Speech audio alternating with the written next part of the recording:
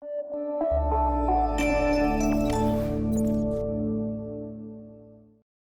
welcome back to Socially Served. I'm your host, Frank Sroka. And again, Socially Served is for you, the consumer, so you can make informed decisions. And we're here with Tris from Changing Paces. And we're just talking about accessibility and how important it is in today's industry. And when things do open up, how more important it's going to be for commerce and for business to thrive. And Trish, you've been involved in advocacy for persons with disabilities and accessibility. We talked about website accessibility. Customer service is one of the directives, I guess, with the AODA. And it was something interesting you mentioned to me earlier on that you were actually coaching with entrepreneurs who I guess have a disability barrier, and in assisting them to work and improve their businesses. And coaching is I believe coaching and mentoring is a really important part of assisting individuals to transition in their workplace, to make better decisions, to be more profitable. So it's a really important piece. And you mentioned that, and I love this saying, and I looked that up. This on your website. So it's like inclusion is an opportunity, not an obstacle. Mm-hmm. That is awesome. I love that terminology. So maybe we can expand on that in terms of business sense. How does that work?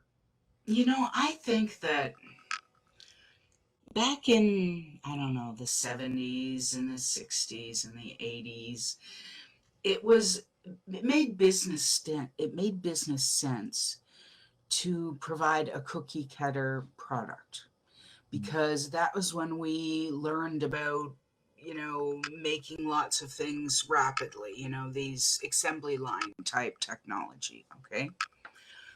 But things are different now. People are realizing that the sameness of expecting life to be the same and people to be the same and experiences to be the same is not efficient. It's not attractive. It's not sustainable. The truth of the matter is, sustainability is in variety. It's in adaptability. Sustainability is in the ability for people to respond to different situations in different ways, because it's those different ways that they respond that we can harness to make things work for everyone, like in a universal way, by learning from those multiple experiences from different backgrounds and situations.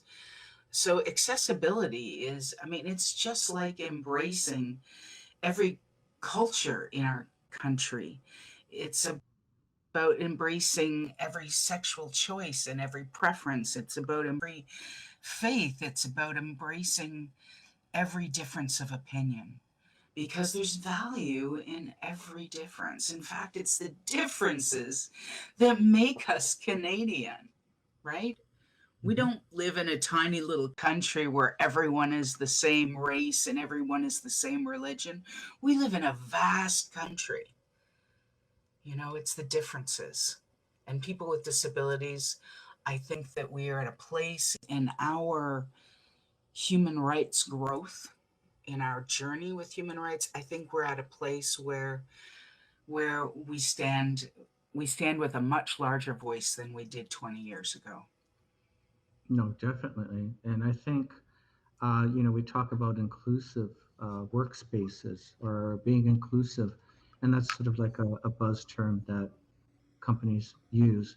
But do they really understand the value of that, of having it being an inclusive workplace, understanding how to go about doing that? How do you accommodate a new employee coming in? How do you work with that individual? How do they disclose a disability? Those are really tough things to understand. And I think where the big part of that is education, and what you're probably trying to do with a lot of organizations, and very passionately, I must say, is to educate. Yes. Education and communication is the key, and understanding how to accommodate, or understanding what is an inclusive workplace anyway. What does that look like? Right. How do we grow that? How do we get all our employees to buy into that and understand it? How Yeah. do we work with that? Um, so it's all that part of coaching and understanding, and as you're saying, embracing that. This is a huge. It's interesting, a lot of individuals and organizations. Sometimes I feel that they just don't understand the needs of the disabled, or they don't recognize it. They just don't recognize just a huge group of individuals, and Absolutely. and it can happen to anybody. As we get older, or you walk across the street and your life changes. Yeah. You In a know, split second. yeah. So, this is really important. So, the lot of work you're doing with advocacy, working with companies and organizations, educating on the topic of inclusion is really important. And we try to do that here with the channel as well. All our programming, today when we're trying to get everything online, and that's the norm now. All our producers, all our writers, all our, the owner of the channel has a disability, but I always don't like that term disability. I like the word ability, because it is ability.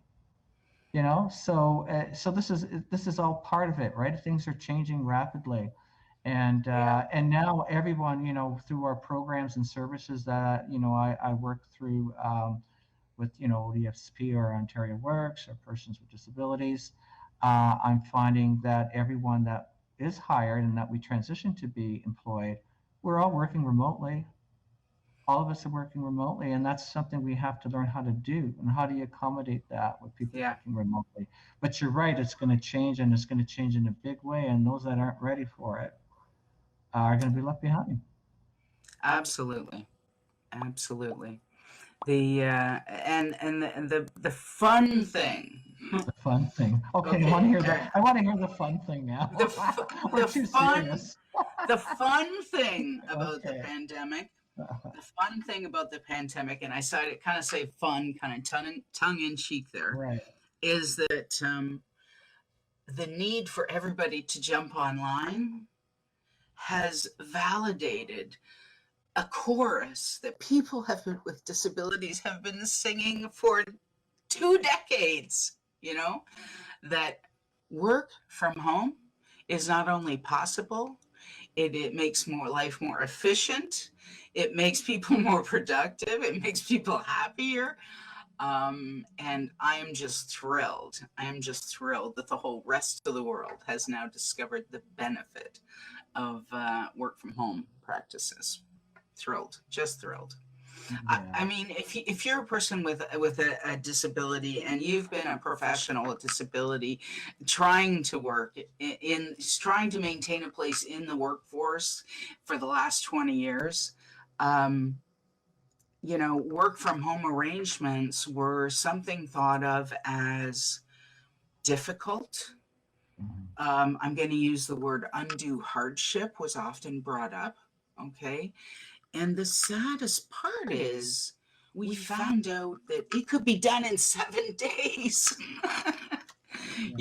It's just so amazing.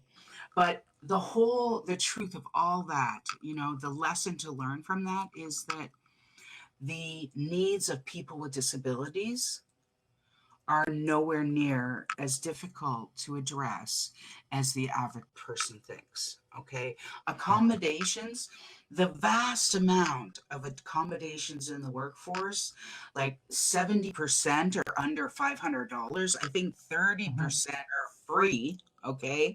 And it's only like the smidgen of 5% that sometimes involves technology that can be quite large. But in large companies, there can be shared pooled resources for assistive technology and other accommodations. There are large companies form employee resource groups to help collaborate on best practices and what's working over here and how we could tweak it to somehow work in this other situation. Shared knowledge about what works and what doesn't. There's just so many opportunities for growth of knowledge and adapting policies in minor ways to accommodate people in huge ways. You're so right. And sometimes it's just being innovative. And I remember having one of my clients placed at a large financial institution in programming. The person was excellent, doing an excellent job, and they were working in these cubicles, and the person had a hearing disability, so they couldn't hear, but they were fabulous at programming. And the issue that was coming up was that everyone was kind of not sure how to address and get this person's attention because his back was to everybody. Everyone's in that cubicle kind of thing. Hmm. And so they're saying, well, we didn't want to go up to him and then alert, he'd startle him and everything. So I said, all you got to do is just put like a little mirror on his desktop, and you can see what's going on behind him. And you're going, you're kidding.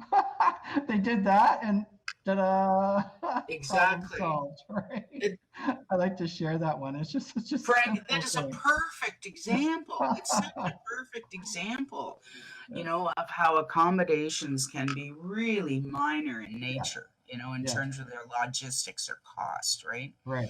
And it's okay. I'm gonna say the fact that people without disabilities don't think about them, or the fact that people with disabilities don't recognize barriers, or the fact that people without disabilities sometimes even avoid people with Hmm. Oh yeah. disabilities.